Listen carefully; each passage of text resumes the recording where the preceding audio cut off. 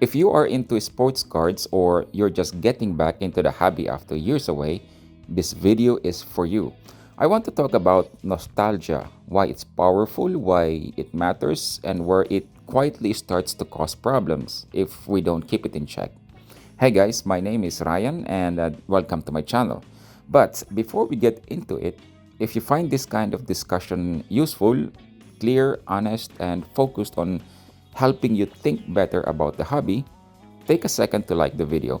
It helps more than people realize. And if you want more videos like this where we separate emotion from market reality without killing the joy of collecting, subscribe to the channel. Okay, so let's go. Let's talk about nostalgia and why it is not the enemy, but it can become one if we're not careful. Nostalgia is not the enemy of the sports card hobby. Pretending it doesn't exist or treating it as something childish or irrational is one of the fastest ways to lose people before any real understanding can begin. For many collectors, nostalgia is the door. It's the reason they notice cards again after many years away. It's the reason they remember the player, a team, a summer, a bedroom floor scattered with cardboards. Ignoring that reality would be so dishonest. Now, the problem begins only when nostalgia is allowed to masquerade as logic. To acknowledge nostalgia without endorsing delusion, we have to be very clear about what nostalgia actually is and what it is not. Nostalgia is an emotional response to memory. It is not a signal of value. It is not proof of rarity. It is not evidence of future demand. It is simply a feeling, although a powerful one, but still a feeling. The industry thrives when that distinction becomes blurred. Now, most people do not enter the sports card world because they run spreadsheets or studied market cycles. They enter because something familiar pulled them back. Maybe a name, a logo, a player they watched growing up. That pull is real and it deserves to be respected. The mistake is assuming that because something feels meaningful, it must also be financially meaningful. So those two things are not the same. When someone says, I collected them as a kid, when they are really saying is, this object is tied to my identity. Now, identity based purchases feel safe, they feel justified, they feel immune to regret. That emotional safety net is exactly why nostalgia is so effective at lowering financial defenses. Now, when a purchase is framed as, reconnecting with the past, it stops being evaluated like a transaction and it starts being evaluated like a reunion. So the industry, like the sports card industry, understands this deeply. That's why modern products constantly reference the past, like retro designs, throwback inserts, reprints styled to look old, heritage binding, heritage branding, I mean. All of it is meant to trigger recognition. Recognition creates comfort, and comfort reduces scrutiny. But here's the uncomfortable truth that needs to be stated plainly.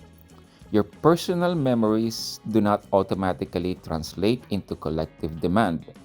You may remember a player vividly, millions of others may not. You might feel an emotional surge when you see a card. The market does not feel anything. This is where delusion often begins, not because people are stupid, but because they confuse internal significance with external value. So a card can be priceless to you and nearly worthless to everyone else at the same time. That does not make you wrong for loving it. It makes the context important.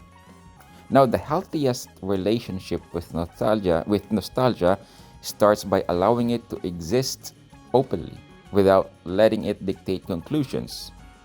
You can say, this card matters to me without saying, this card will always be worth money.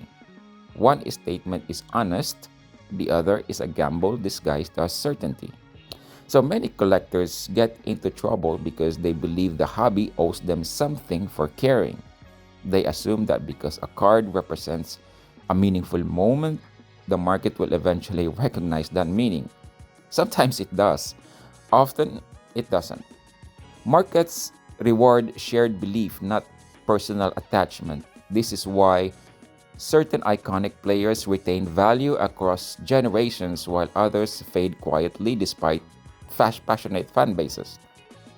Nostalgia only converts into market value when it is widely shared and continuously renewed.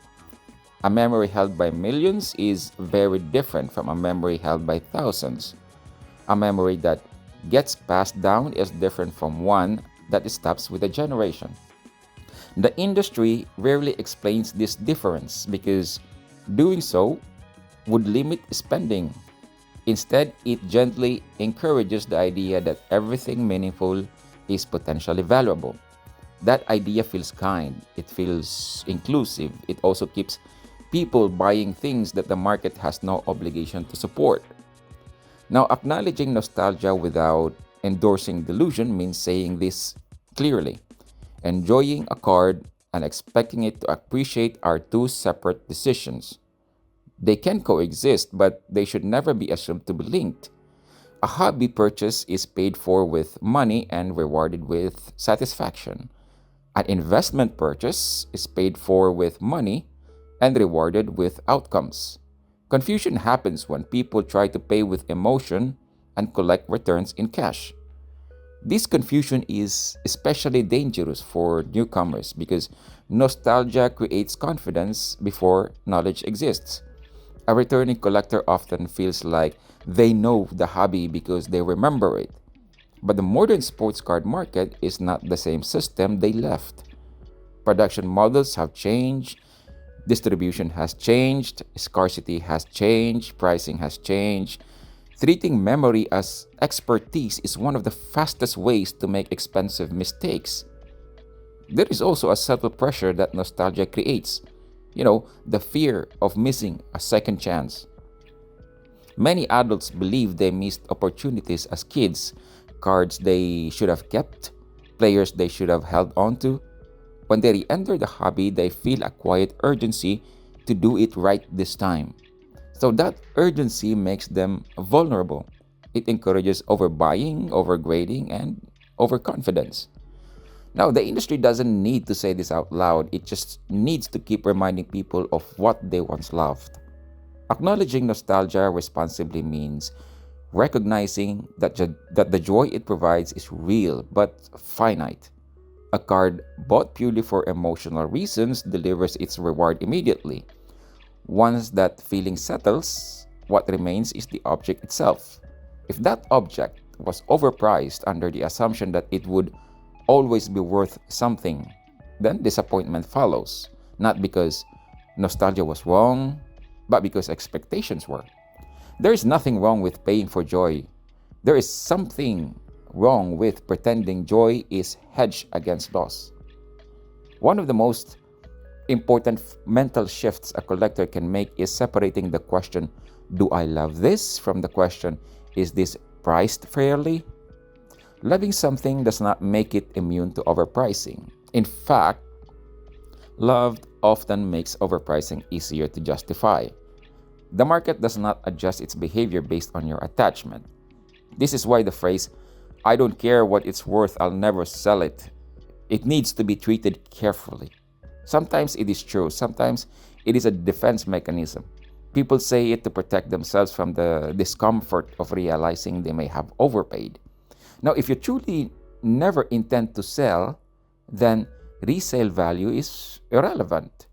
But if you say it while still checking prices, watching trends, or hoping for appreciation, you are not being honest with yourself, dude. Now, acknowledging nostalgia means allowing people to collect for emotional reasons without shaming them. Rejecting delusion means refusing to let those reasons be used to justify financial myths. Another dangerous idea nostalgia introduces is permanence. People assume that because a player mattered once, they will always matter. History it does not support this. Cultural memory is selective. Entire eras fade, heroes become footnotes, Only a small fraction of players cross the threshold into lasting relevance. Now, the market reflects that harsh reality over time. Cards tied to fleeting fame, they lose attention. Cards tied to enduring achievement is stabilized. Nostalgia does not override this process, it only delays acceptance of it. Now, the industry benefits from delaying acceptance. It is much easier to sell a card when the buyer believes it connects past joy with future payoff. That belief keeps people from asking hard questions. It keeps them from comparing alternatives. It keeps them from noticing when prices no longer make sense. This is why acknowledging nostalgia without endorsing delusion requires honesty at the beginning, not reassurance at the end. People don't need to be told that their feelings are wrong. They need to be told that feelings and markets operate on different rules. You can build a personal collection that is entirely nostalgia driven and still be making a smart decision as long as you treat it as consumption, not investment. The moment you expect the market to validate your memories, you hand control over to a system that does not know or care why you bought the card. Now, for beginners, this distinction is critical. It protects them from believing that loving the hobby automatically makes them good at navigating it financially. Passion is not a substitute for understanding. Experience is not substitute for structure.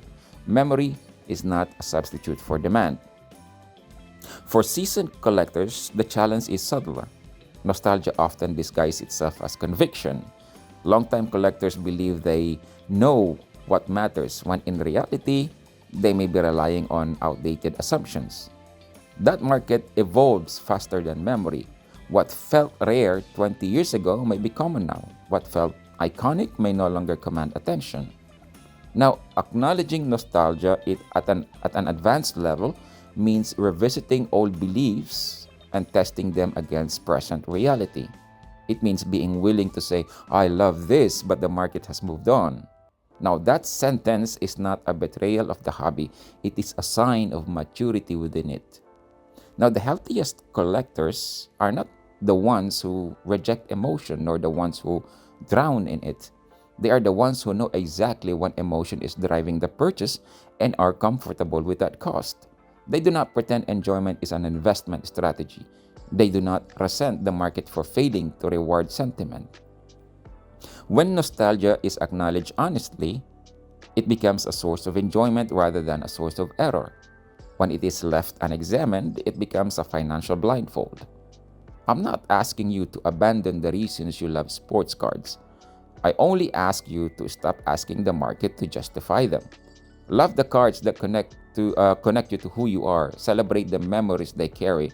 Just don't confuse those memories with guarantees.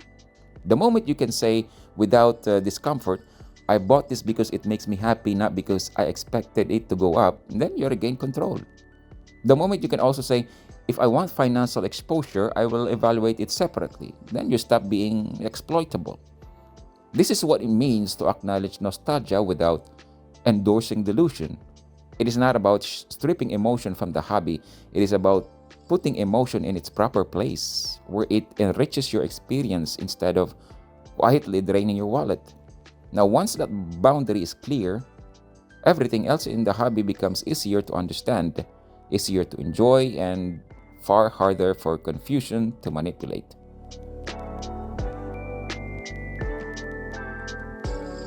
If there is one thing I want you to take away from this, is this: nostalgia isn't something you need to fight. It's something you need to understand. You don't have to justify why a card matters to you. You also don't have to pretend the market owes you anything, because it does. Those two realities can exist at the same time once you stop forcing them to overlap. When you separate enjoyment from expectation, you stop making emotional decisions that feel logical in the moment and painful later. You collect with intention instead of hope. You buy with clarity instead of comfort. That shift alone puts you ahead of most people in this hobby. Now, if this helped you think differently about how you collect, let me know in the comments. I'm genuinely interested in how, nostalgia shows up in your buying decisions and where you've seen it go right and wrong. And if you want more videos like this where we talk honestly about the hobby without pretending every card is an investment, subscribe. That's the direction this channel is going. Thanks for listening, guys.